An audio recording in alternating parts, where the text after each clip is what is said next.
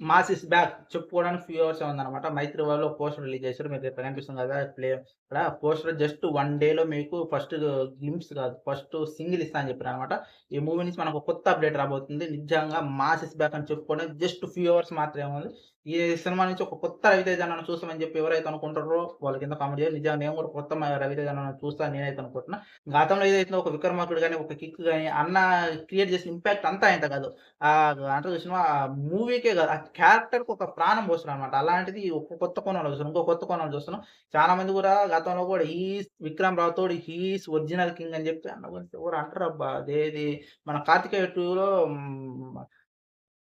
ఈ 'కార్తికేయ 2' కృష్ణుడి గురించి ఎలివేషన్స్ ఇస్తాడు చూడు. ఆయన పేరేదో ఉందబ్బా! అంటాడనమాట. అంత గొప్ప క్యారెక్టర్ అంత అంత చూసిన అంత ఇంపాక్ట్ క్రియేట్ చేసిన యాక్టర్ అని అంటాడు.